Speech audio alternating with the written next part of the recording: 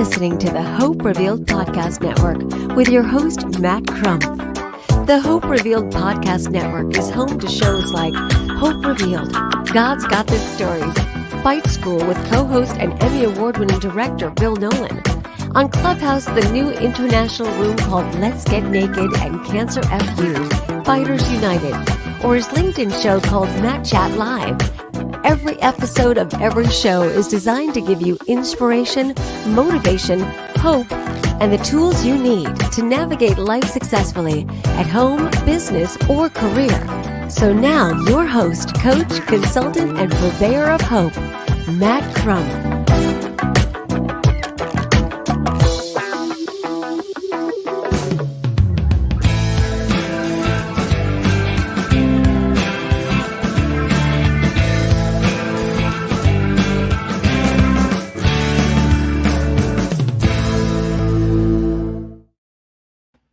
Ooh, I was back there playing the drums.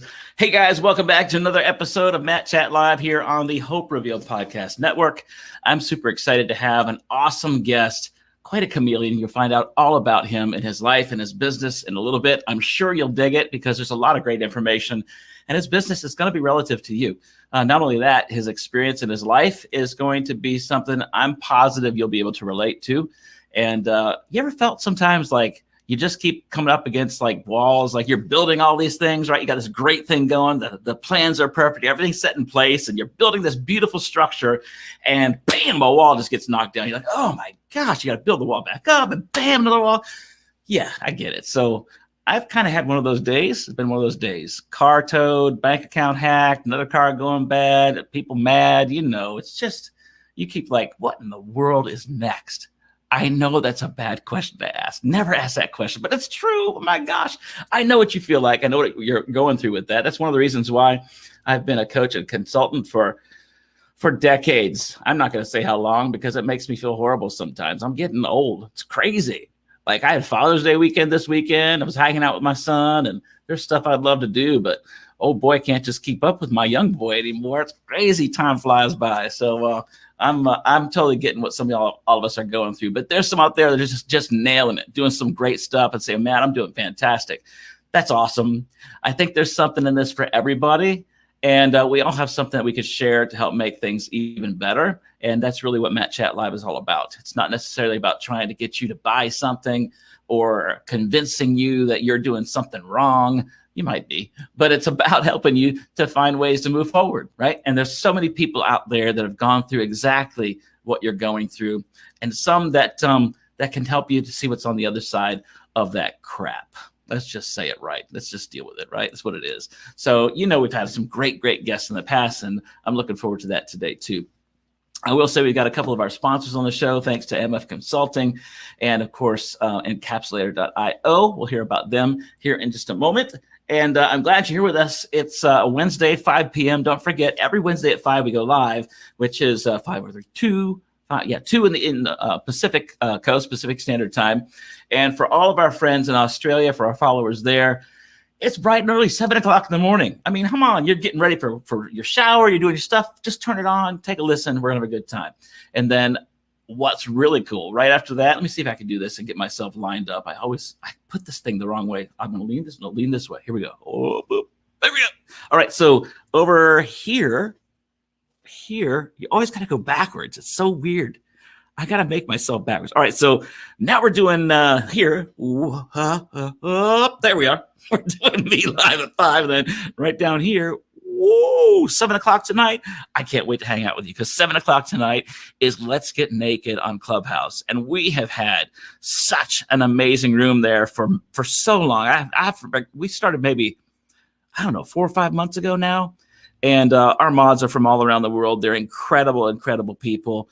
And every night has been powerfully transformational. If you don't show up, I mean, something's wrong. You're going to grow hairy legs and hair out your armpits or something. You don't show up. That's what I'm talking about. So let's get naked on at 7:00 on Clubhouse every Wednesday night. Really a chance to shed the veneer of fear, doubt, lack, the imposter syndrome, all the mess that people say, like, my social media is going perfect and I look like this, but it's not really you. It's you 12 years ago. And you're really mad because, well, I do the same videos Matt does, but he gets thousands of views and I get 200 views. So I hate Matt, right? Well, come on, let's just be real. That's what Let's Get Naked's about.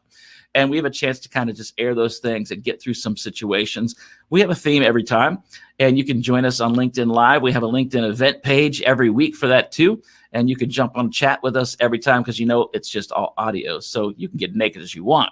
Ain't nobody gonna see you. They'll hear you, but they won't see you.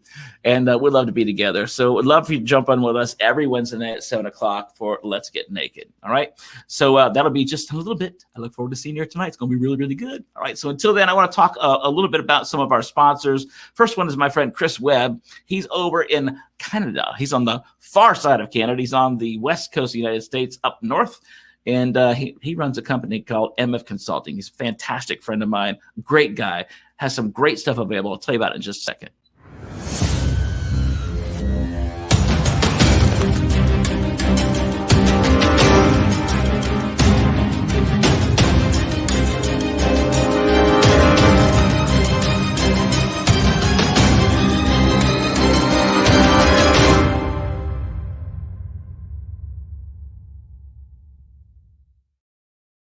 So here's the deal.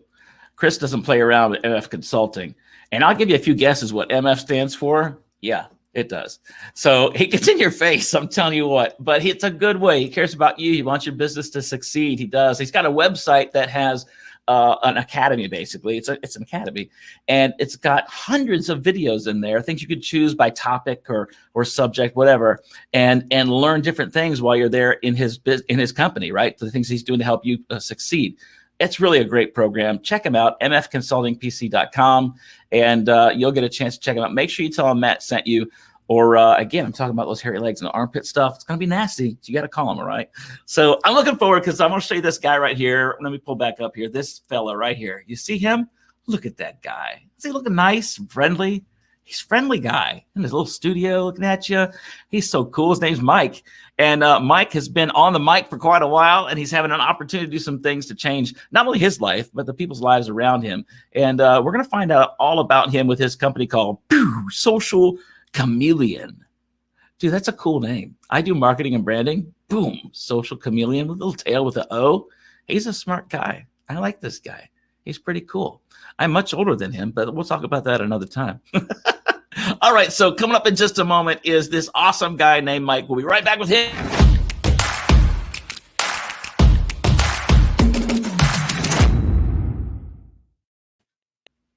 Bam, so there he is right there. I figured I'd go this way. This is Mike. Hey, Mike, welcome to the show. What's going on, brother? Appreciate it, man. What an intro, and this is a legit show. I just love the way that your branding is on point. We could talk about branding today too, and just love what you stand behind. And I did a little homework on you too. I know you did your homework on me, but don't worry, I'm prepared. And I just love the inspirational content you're putting out on LinkedIn and on all your social. And also your story, man, about fighting through cancer and the fact that you keep moving forward and you keep going, you don't give up.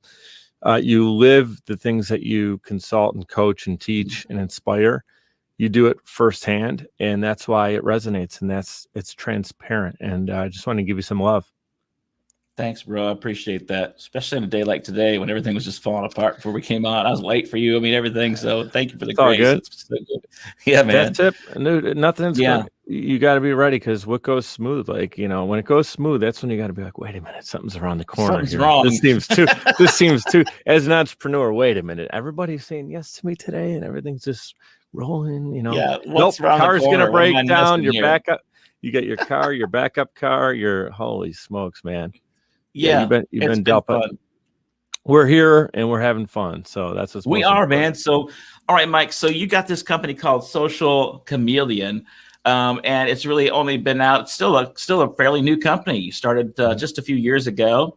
Before that, you were living life in the corporate world and management and brick and mortar kind of stuff, and you made some shifts in your life. So Tell us a little bit about Mike, some of why were you even in retail? Why were you a manager of a store? Why did you think there was something else, right? What's that all about, Mike? Yeah, try to give you the shorter version because I know we're limited on time. But to give our audience, and by the way, the reason I agreed to be on the show today, first of all, thank you again to Matt for having me on. But the reason, if you're listening to me and you're watching me, thank you for your attention because I know how valuable it is and how many different places you're going to be pulled into.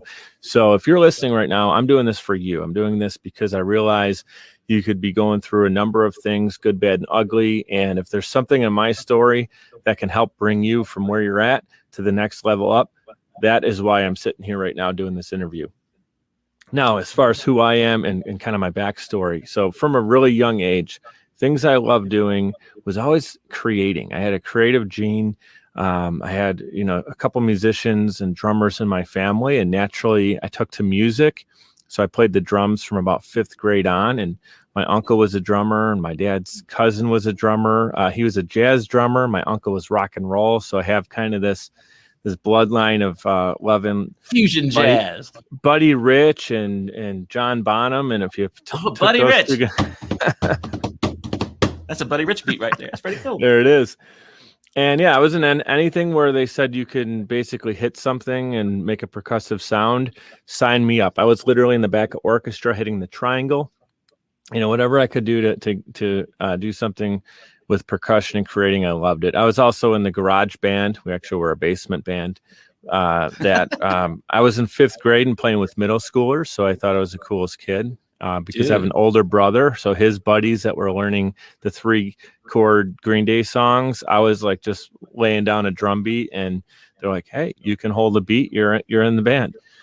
So that was me as a young age, like about 11 years old. I got into music, but I always loved music early on. Like the Beatles always resonated with me because of their they were fun, and they wrote interesting music that I still, for some reason, don't think they even get enough credit for, believe it or not. I don't know if that makes sense as a statement, but to me as a musician, I think the general public still doesn't have the right appreciation for what the Beatles meant. Dude, they were so creative.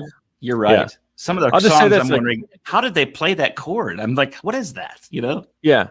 Like as a drummer, I know Ringo didn't get a lot of love until more recently. And whenever we would cover a Beatles song, I had to listen back to it a lot more than people would probably, or I'd care to admit, because everyone's like, oh, just a straight. No, he would if he did something 5 times in a song, he did it 2 times one way, 2 times another way. And then the 5th time, totally randomly different. And you had to know when that was coming. Now, to the uneducated ear, just kind of flows, but he would do things really, really cleverly. So that was one part of me. Just love the creative side of music. Bands I was listening to, just to put it into perspective, I mentioned the Beatles at a really young age, but I loved Zeppelin. Especially John Bonham, just got me into the bombastic drum beats. My uncle gave me Zeppelin 1 for Christmas one year, and that's all I had to have in my hands. In my possession. But also I loved Weezer, Soundgarden, Red Hot Chili Peppers are always a favorite. So that early 90s vibe. Now I grew up in the 80s and the 90s. So by the time I was like 8 years old, my formative years, I was listening to grunge and mixing that with classic rock. And that's kind of what turned me into the drummer and the musician that I was. Even around like a little bit before that time, my brother and I were really creative. We were writing screenplays, and we were creating movies like on mom's video camera, shoulder camera, running around the backyard. And I was literally the good guy, the bad guy, the other guy. Like I would just change my outfit and come in. And then any like friend in the neighborhood who happened to be like riding his bike by would be like, "Oh, come over here. You're going to be in our thing." I remember one time we were shooting like a reenactment of Saving Private Ryan. It might even have been out before that movie came out when we were doing this, like an army movie, because we had the woods behind our parents' house. And he was wearing this kid was wearing a baseball t-shirt, and he was the bad guy in a movie, and he falls flat down. I'm like, he's got a number 7 on his back. Like, come on, can you at least turn the shirt inside out? But anyway, my brother and I, my brother Wally, he's a couple years older than me. We thought we were Spielberg and Zemeckis. So I always had this love for creating interesting stories. What I love about those guys is they're not only really good at the stories that they tell, it's visually compelling. One of my favorite movies is Jurassic Park. A lot of my closer friends kind of laugh. They're like, what are you, like 8 years old still? I'm like, well, you know what? That movie, the way he shot it, first of all, it's an entertaining movie. So that's the number one thing I look for when I'm going to a movie or going to give someone an hour and a half to 3 hours of my time. Yeah. Will I be entertained? If the answer is no, then what are we going there for? We're going to another place to be entertained. So they do that well. They do storytelling really well. But visually, the way that Spielberg in Jurassic Park, the first one, takes you through and shows you the actors' expressions more so than just the violence and the gore and the dinosaurs, is done really, really well. So that was always a movie that got my attention and my interest in kind of storytelling. Went to Buffalo State College originally as an educator. I was going to be an elementary math teacher. There's a backstory in there. I'll kind of save you that. But I just had a teacher who inspired me when I was about 15 years old in high school. And I said, you know what? I want to do that for kids when they're a lot younger, because why did it take that long for me to realize my potential? I didn't realize my academic potential until I was 15 years old because of that one teacher. So when it was time to figure out what I was going to do in college, I said, I want to go for education and teach kids when they're a lot younger what their potential is. So I decided after a semester or two, meeting with my advisor, she looks at me and says, like, what do you want? Basically the question, are you doing what you want to do? Or what, if you can choose anything, what would you be doing? And I told her what I just told you guys is I was running around with the camera and literally VCR to VCR pressing play and record. And that's how we would edit our movies back then. Yeah. And she looks at me and she goes, do you know, through that window, that building right there, and it looked like an average rectangular brick building, nothing special. That's a studio. In the basement, there's literally a TV studio with the news desk. There's 3 huge, like $20,000 cameras in there. It's set up like a regular news studio. And all the productions are for the kids that live on campus. And, there's courses you can take. And I just said, sign me up for everything. So I switched over. I still have a love for education and helping kids out. And I think I'm going to do that in a different way on stage someday, more so inspiring them in not only academics, but in life, right? So like bigger picture, and kind of the entrepreneurial journey that comes in my story next.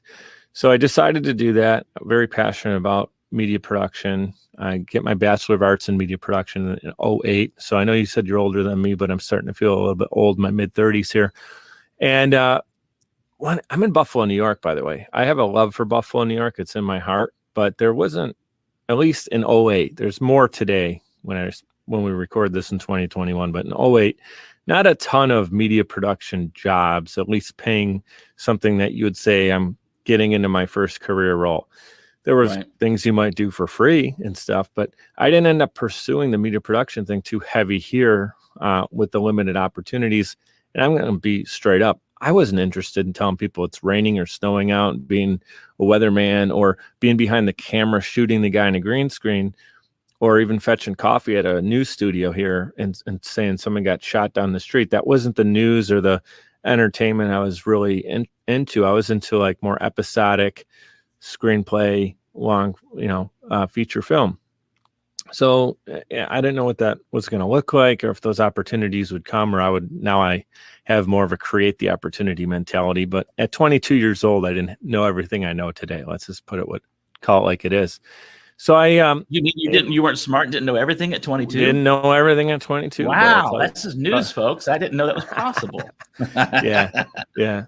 Hey, I'll tell you though, today, there's no shortage of information. So I know 22-year-olds have. If you're listening to this and you're 22, I mean, dude, get your headset on and start listening to the podcasts you want. If you're not already, you're listening to us right now talking. So, and then get yourself in books, whether that's on your iPad or literally picking up a book and reading it and marking it up with your highlighter. I mean, there's no shortage of information. So you don't have to get it from the traditional resources of school.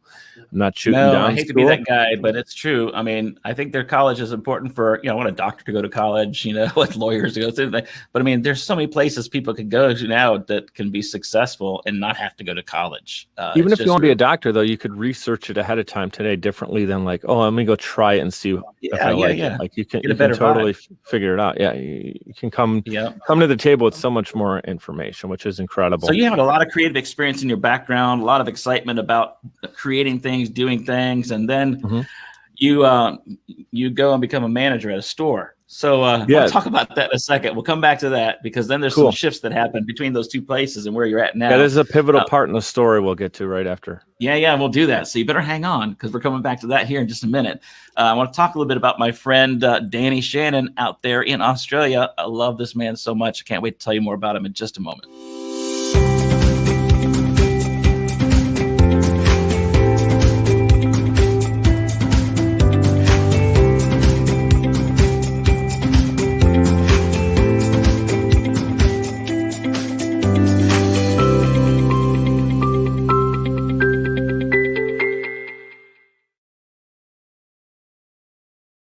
Yeah, so that's encapsulator.io. That's the website address. And Danny's a great guy. If you know me at all, you know that I was a drug addict and alcoholic back in the day before the Army and the war and all the other things that changed my life. But back then, I remember what it was like. And Danny had battled drug addiction for a long time in his life.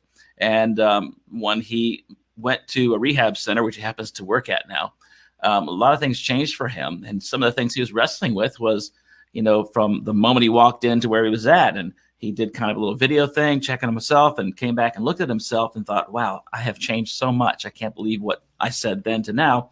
And he created Encapsulator. It's a time capsule, a time vault for videos. So if you've ever grown up in a school where you did, in elementary school, maybe you did a time vault where you put things from the year, it was a year you were there in school, and you put them in a bottle and you bury them in the ground, and 30 years later, somebody digs it up and sees what it was looking like. Like for me, it would have been back in the 70s, like they're digging up something from the 70s and I don't know, the 90s or whenever they opened it up.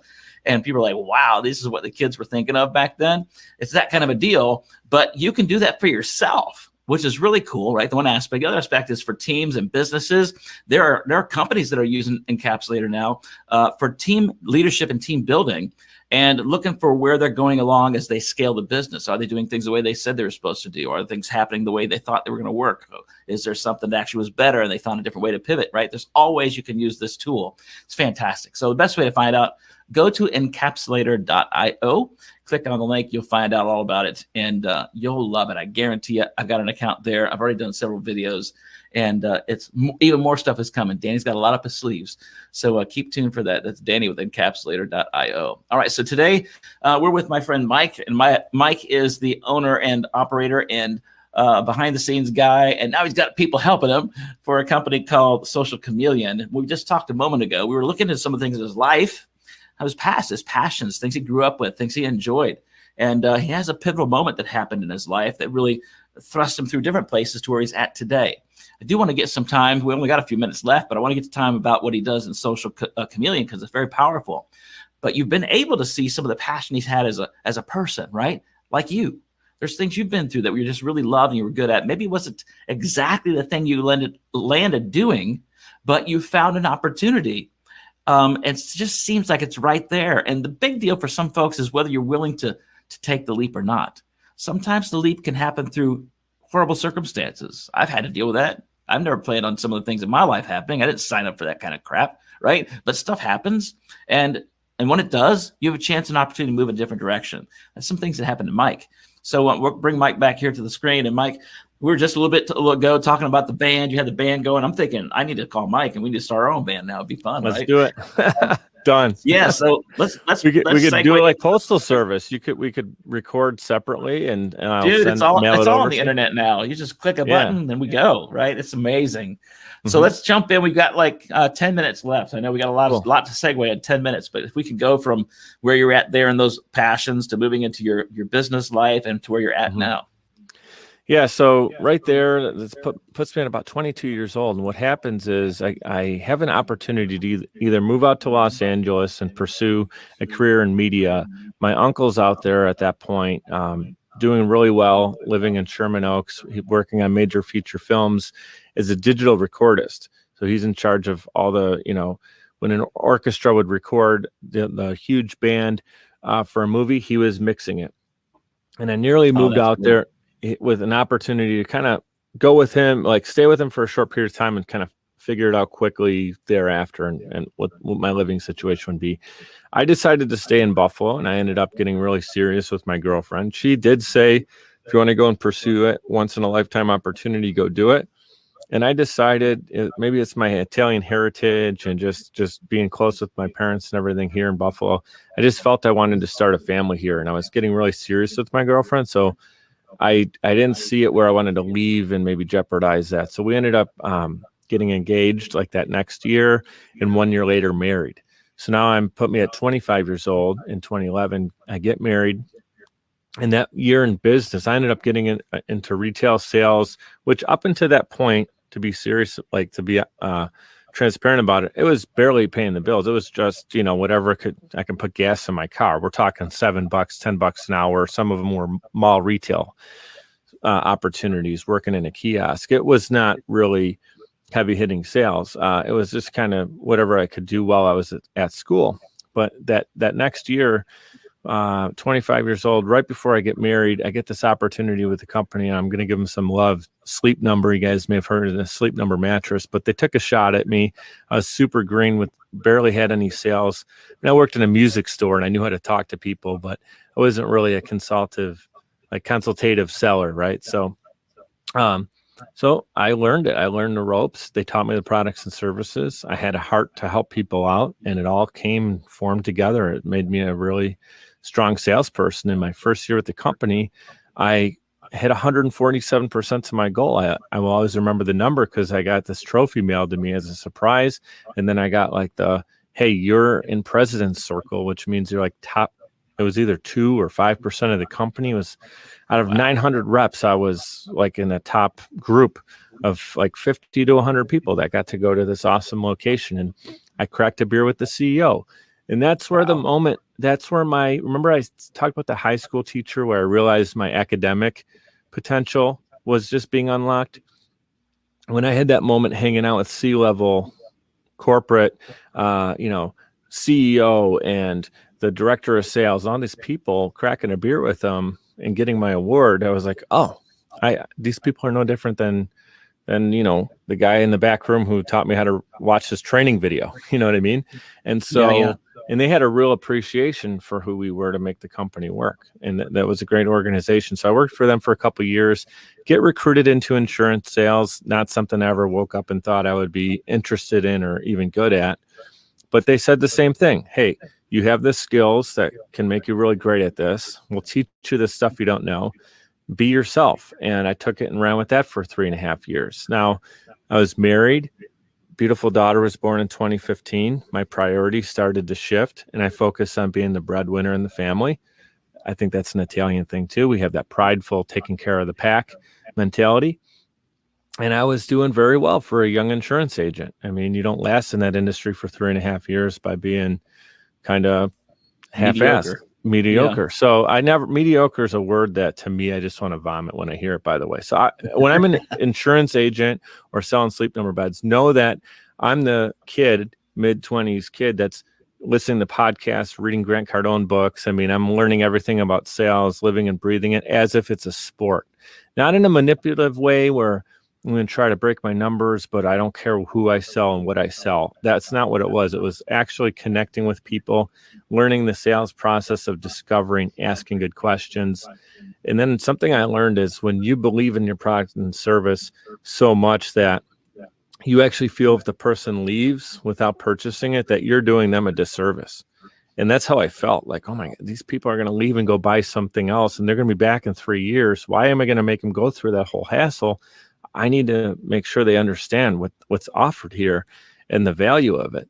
And I became very, very good at that, whether it was mattresses or insurance. And then what ends up happening is I have this thing where I have a gauge for my fulfillment, knowing my calling and purpose in life. If it's a little bit off from what I'm doing, I just feel it really, like it sits in my heart, and I just knew that I didn't want to be in, even though I enjoyed helping people with their insurance, it wasn't the space I felt I was going to belong in for the rest of my life, or my career, at least 30 years, 40 years. I didn't think that's what God or the universe put me on this planet to do. It's that creative, like where's that 8-year-old kid banging on the drums, running around with a video camera, storytelling. Yeah. So I was very real. I would go to the managers that I was working with, and I was always on a track to become a manager or in a program where I was becoming a manager. You asked me about the retail, to tell the story about the retail gig. So after I did insurance, I got called back to Sleep Number. That's what happened, where they launched a new store, and the current store manager went over there, and it opened up a spot at the store I used to work at. And they said, you got to apply. There's like 15 different people who have their name in the hat.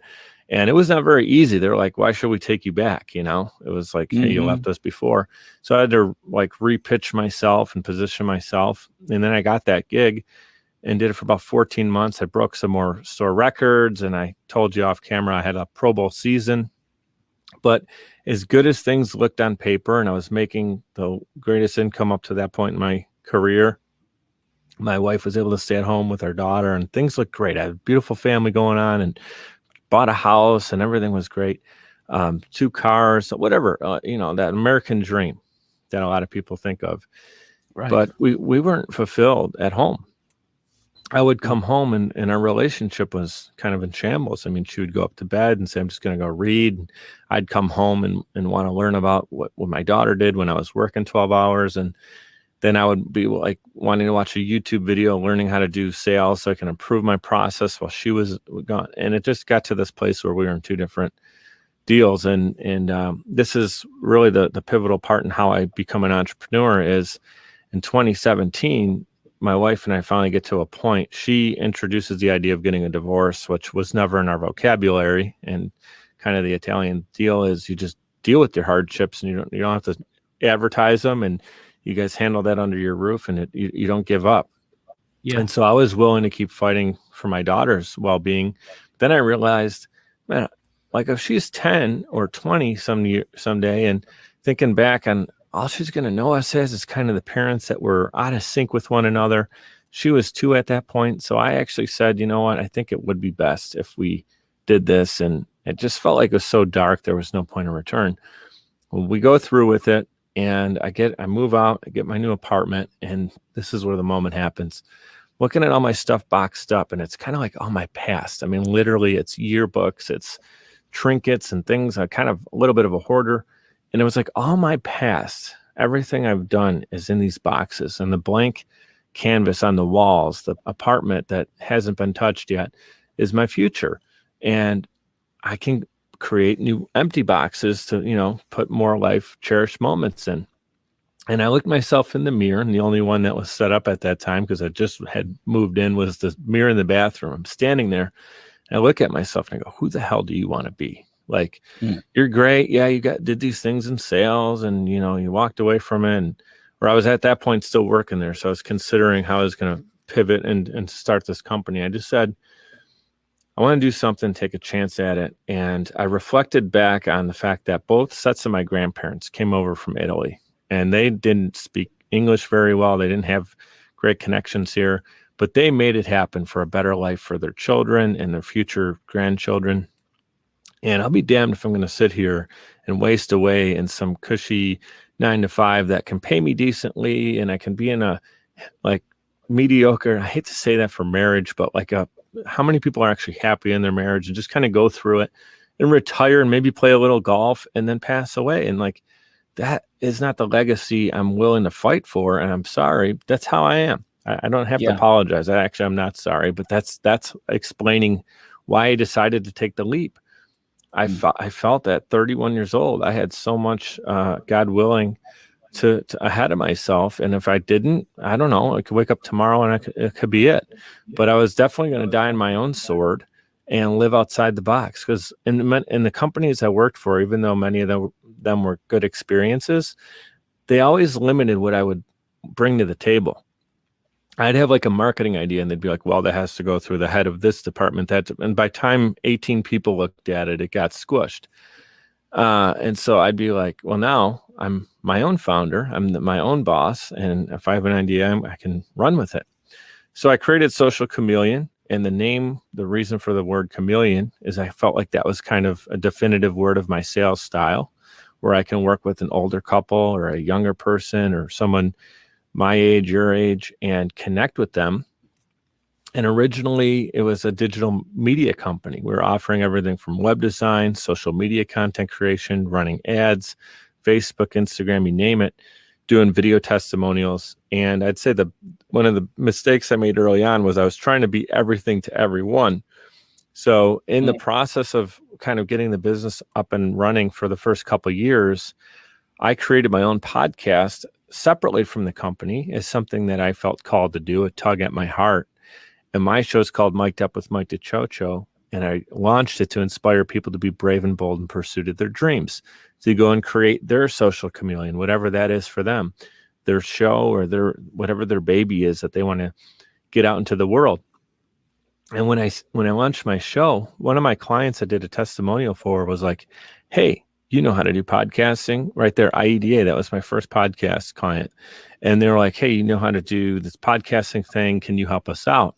Of course, the answer was yes. And I didn't know if it was going to be one of many services, but once that pandemic hit and kind of got everybody stutter stepping, I decided instead of trying to water the forest and have this real busy landscape and things that were very difficult to monitor what was good, bad, and ugly, I decided to water a garden. So I cut out all that other stuff and I focused on podcasting. And that little garden has grown more, let's call it, in that 10 by 10 space than me trying to do too much. So I built a team. I have Todd, you see Mary, Nate, all great people that I connected with through my network who work on the team. Me, myself, and I was the original team. And I still do a lot of one-on-one with my clients. Everybody hears from me directly. Everybody works with me first before anything is touched by a team member at this point. So it's still very, kind of home, like organic. And I love it. That's the whole thing. And I thought of three things. I love doing this. It's an industry that's not going anywhere. Now, you can love something, but it doesn't mean it's going to bear fruit, but it's also been fruitful. So I've grown my business more than I have in the first 3 years by being laser focused. And I'm kind of doing this as a little bit of like a workshop, if you will, and what worked for me. Maybe if you're struggling in business listening to this, you're thinking, I am doing too much. You got to kind of pick they say the riches are in the niches. It's not just a cute Instagram post. I do believe in that. And once you actually know what you stand behind and pick what you're going to run with, that's when things just took off for me. And my anxiety went from not knowing where the next call would come from to having so much to work with on the field, if you will, and how I'm going to organize it and put everybody in the right place for success. I feel like I have kind of a box of the chess pieces. So I have all the players, and now I'm just putting them on the field to do the right, to win the match. Yeah. What an amazing, amazing transformation, even in the good times, the bad times, the ugly, to a place where you can really just spread your wings and fly. And as a result of you spreading your wings and fly, you are able to help other people do the same thing, which is even more rewarding when you watch somebody else be able to take off and do the same thing, right? Yeah. And the value of all the mess and, some of the great experiences you've had in the past and all the business stuff you've been through, companies, is that it all meant something. It means something. It made you who you are today, and gives you the opportunity to be able to share that with other people, which is what I'm passionate about. Like I tell people, look, I can tell you everything not to do with your business right now. I made everything you could probably imagine is a mistake. That now I'm trying to re-examine what those mistakes have been in my life, all my life, and share with people how to overcome obstacles and say, well, I know you do this, that's going to happen. So let's go this way instead. Right. So it's so important to be able to take some of those pains of the past and be able to use them for people's profit moving forward in the future, which is what you're doing with Social Chameleon. And I popped that up here online on this thing here a second ago. You even have the 7 tips to launch your podcast. So even just going there and you're not aware. I know a lot of folks that are nervous about podcasts. For some, they get afraid of the camera, they get afraid of the mic, they don't know what to do. But you even have a little video here that helps people to get some tips on how to even start, right? Which is fantastic, which is free. And I'm sure there's a free download right there too. Yeah, free download, which is a great resource. You also have, let's see at the top here, services, free discovery call, free guide, You got, of course, your reviews, folks that say how awesome you are, your team, your work, and then social work that you're doing, social media sites and whatnot. So there's a lot available for folks when they come to your website. And again, I'll pop that back up here on the screen, which is socialchameleon.us. Yep. And when they come there, do you have let's look at here. People are going to see it's $197 an episode. That's a lot of money. A lot of folks might be concerned about that. But for that money, let's just start with this one package that's up there right now. I mean, what kind of stuff are people going to really get for that kind of money in an episode? Yeah. So the number one thing, the reason that this has worked so well and has been fruitful is there's a number of people that have an awesome idea and they have an amazing energy, and then they launch their podcast. And typically they're doing it a little bit as, I would say everyone starts and has the passion behind it, whether it's a passion project or not, there's passion in it, right? And if it's not something that is monetizing right away, which 99.99% of podcasts do not monetize right away. And I'd say if the only reason you're doing it, and Matt's like shaking his head, he gets it. If the only reason you're going to do it is because you think you're going to make a buck doing it, you're going to, after some turmoil or just, releasing 10 episodes and it's not making coin, you're going to say, I'm going to maybe put it on the back burner. 8 to 10, now about 15 episodes is that range when most people kind of drop off the cliff. So what our services offer is the opportunity for you to be great at what you're doing, which is create the idea of the show, what you want to talk about. You press record, upload the files to our platform, and we go to town on it. So the first package for $197 is audio only.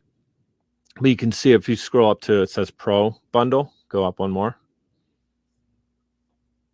Oh, the other direction, yep. Yeah, so everything's listed right there. So you get an onboarding session with me. We do the cover art for you, the full recording. It's edited. We upload it. We take care of the distribution. So that headache is all taken care of. It's a lot of work, folks, too. There's a lot of stuff that goes on there. So to take that all off the plate and just hit record and go, that's a great opportunity. We go through your episode. We create the unique tags for it, so everything is going to be tagged correctly. And you can, I don't want to just read off the screen because everything's right there, but you go into the influencer bundle. That's when you're going to get into having audio, video, similar to what Matt offers in my own show is an audio and video platform. And then we do the most important thing for you that you can do, which is create promo materials. So not only just the cover art, which is important to have your unique cover art so people can visually see what's different about each show.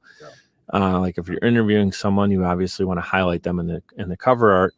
But what we do is we create a video promo that's going to catch someone's attention. It's a highlight from the episode. Think about if you're releasing a full 30 or 60-minute concept show and just expecting everybody to go to YouTube and find it. I mean, that's not really a marketing plan. That's not really something that hope marketing doesn't work. We joked about, being Spielberg and Zemeckis, but they didn't release one movie where they just put it out on July 24th or whatever the date would be and expect people to show up without promo, like teaser promo. So the idea of what we do in our influencer bundle is to give you social media content that you can do hey, here's the cover of the episode. Here's a quote graphic from the episode. Here is a 1 to 2 minute teaser trailer that you can listen to and see if you like the content here. If you want more of it, then click through in the post. On Instagram, you can drive people to your link in your bio, right? And that's the whole idea. The concept is to get more people to your content. You have a great show, you have a great concept. Now we need to get more people tuning into it. So that's really the idea of having high quality content. But I've talked to so many people that say they hire this guy from one site, and there's a few of them, Fiverr, Upwork, whatever. I'm not talking down on those sites, but I know so many people in the past that hired like 4 different people to do their show. There was the person who was in charge of kind of the PR. There's the guy who does graphics. There's the audio dude. There's, if you got video, that might be the audio guy and the video guy. And a lot of times you have like 4 or 5 people working on a show where you can hire our company, probably spend less because of if you did the math on what you're paying everybody individually per episode. $197, I mean, or $297, $397, those prices, when you consider everything you're getting, are I mean, it's actually a very, very good deal.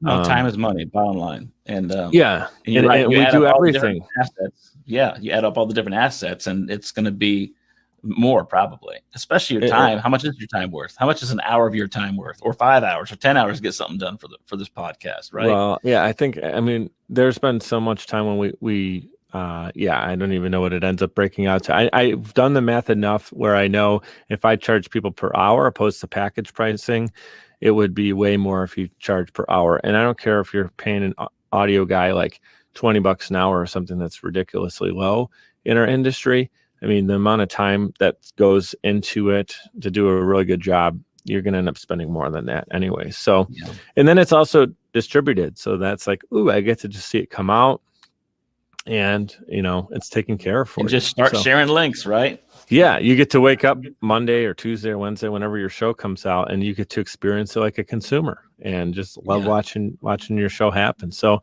and I'll tell you, it's been amazing working with our clients where you get to see them. They're like little kids, on Christmas morning when their show launches. And that's what I love. And I'll tell you, working in media in the beginning, I was getting a lot of gigs where people were doing marketing because they knew they had to do it, not even that they had the fire to do it. Where with podcasting, most people have the fire because it's interesting to them. They see the purpose behind it.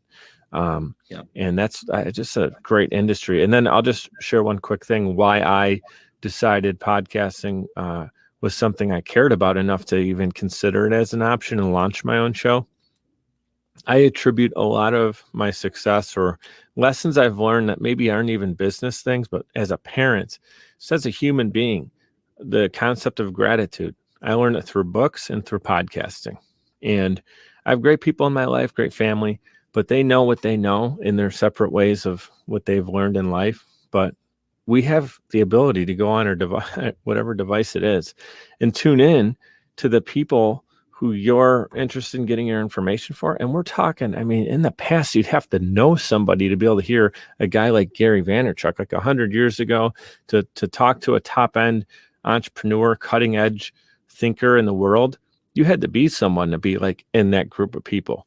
Now you just press a button and you can hear whoever you want to talk. Level playing field.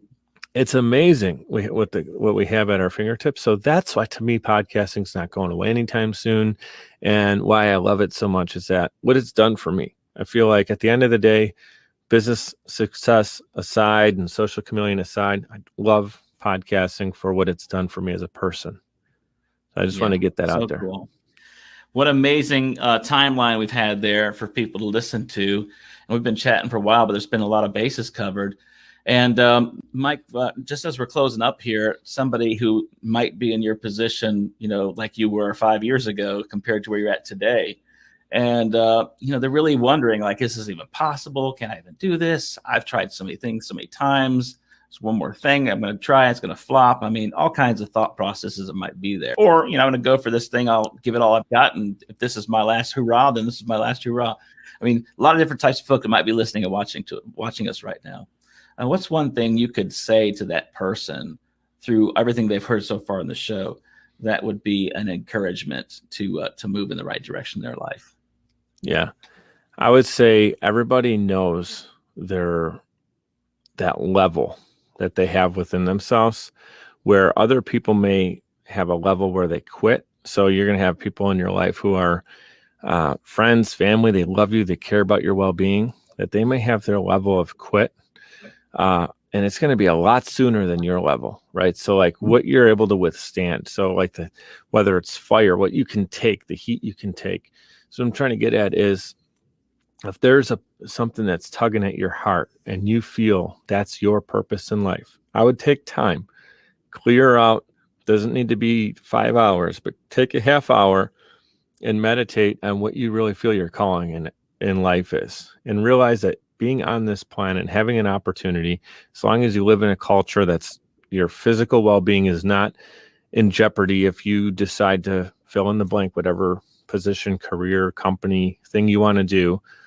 If you're in the US and we have freedom here, which some people take for granted, and I want to make sure we remember not to, we have the opportunity to do something great with our life. So just ask yourself, How will the world be better after you've lived on it for how many ever years that you're granted, opposed to you not being here? And just remember that you have that level of greatness in you. So it could be anything.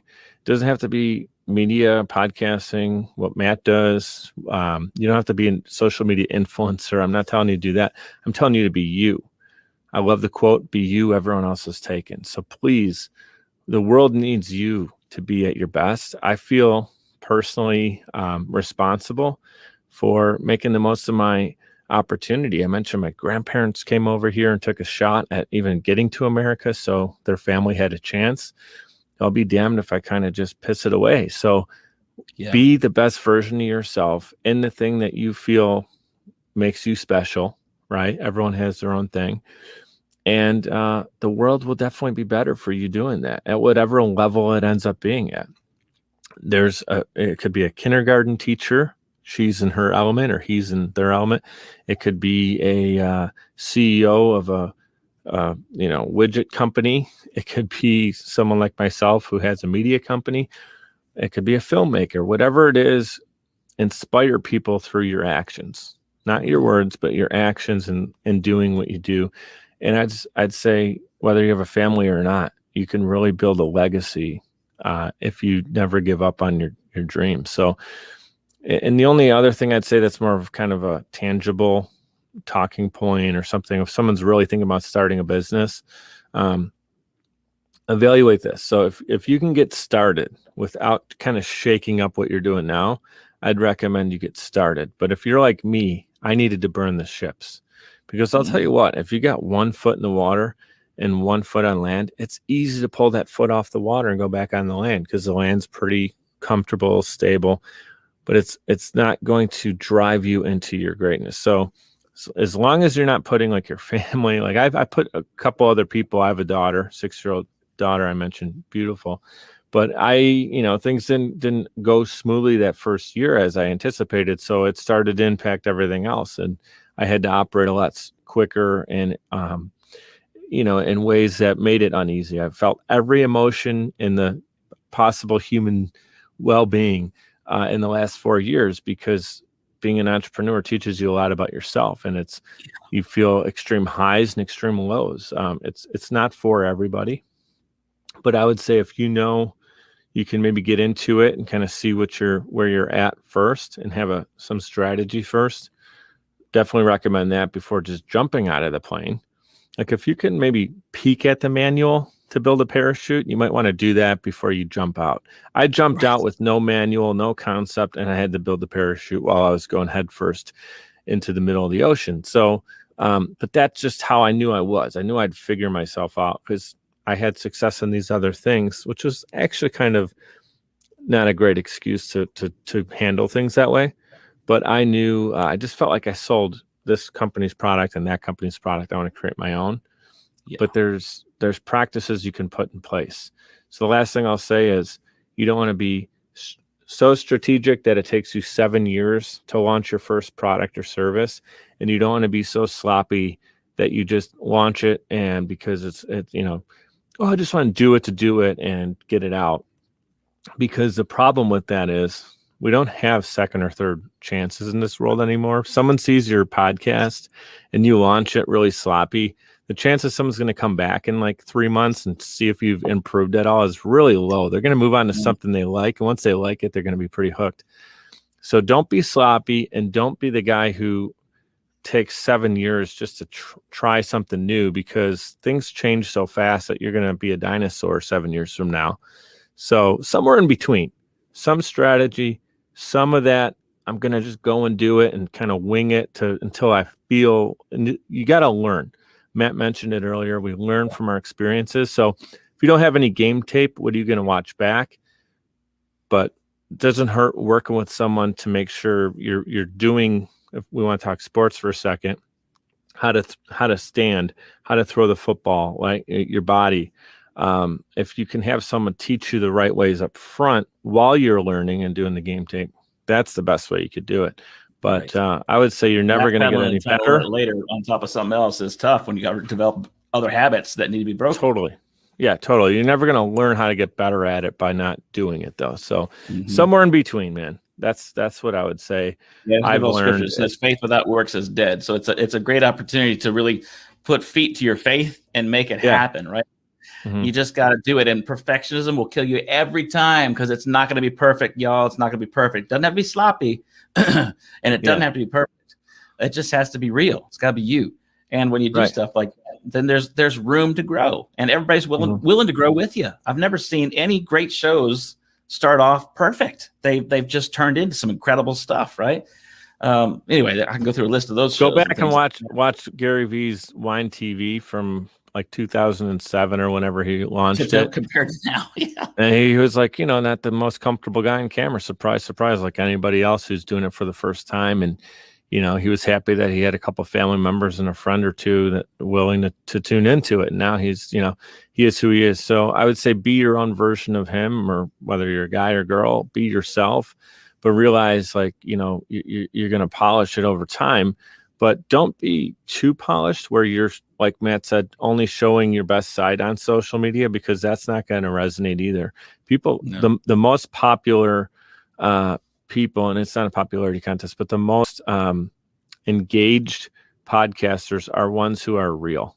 We're not hiding behind a facade. We're willing to get real with people, and that's why they're going to come in, because they know they can kind of come out of their shell too and get comfortable in a space that's not stuffy and judgmental. So I'd say if someone's wondering what separates someone from not really connecting with their following, it's if you're trying to be overly polished up front and people see that it's not genuinely you, that can also be a problem. That's not driving people to stay with you over time. Yeah, it'll show up. It'll show up. Mike from Social Chameleon, it's been so great to have you here with us today on Matt Chat Live, and just to share some moments that are just straight up real. I mean, from life examples, the things you've been through to where you're at today. How you've been able to, accumulate all that into what you're doing now. And I'd probably say, the business you're in right now isn't exactly the perfect model of what you've wanted, but you're moving in that direction. And now you've been able to add staff members and have people behind you, which makes it so much better when you don't have to worry about doing everything by yourself. And being willing to, actually the big part about it is being willing to let go of certain things so somebody else can do it. That's a lot of times we as entrepreneurs, we got to have it. It's our stuff and you can't do it. Nope, this is my baby. And sometimes you have to be willing to let it go. And by doing that, it's another opportunity to increase and scale in ways you never could have before by having the right people around you. And you've been able to do that. So one more time, I'll just pop up on the screen here. It's your website is at socialchameleon.us. Here's the website. It's a nice place to pop in there and check out some great resources. You got a free download there for folks. Some folks are saying, I've never tried it before. Well, pop on there, and he's got a video about that as well at socialchameleon.us. So thanks again so much for being here, Mike. It's been really good to have you on the show. And I think we can probably get back on another episode and really dig into more with Social Chameleon and go that direction too. This has been a great preface to even some of that, but there's still some great things for people to jump into and grab in their own lives as well. So, I've always tell you folks that sometimes it seems like there may be dark moments in our lives, and there are plenty of them.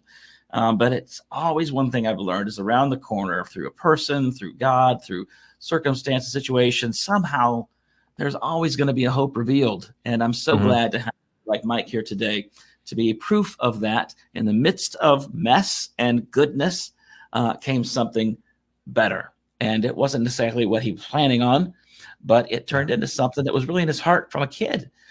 So things can happen for you too. Don't think there's no hope, because there surely is.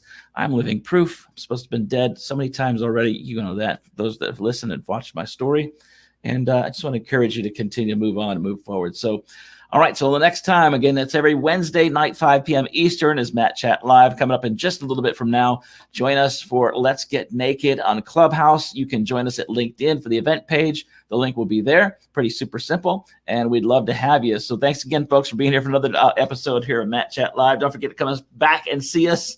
We're here at the same Matt time, same Matt channel, right here for Matt Chat Live. Talk to you again soon. Thanks, Mike. Thank you. Thanks for tuning in to another episode here on the Hope Revealed Podcast Network.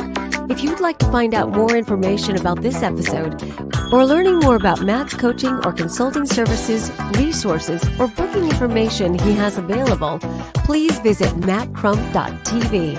And thank you again for tuning in. And remember, in any dark place or any uncertain moment, right around the corner, there can always be a hope revealed.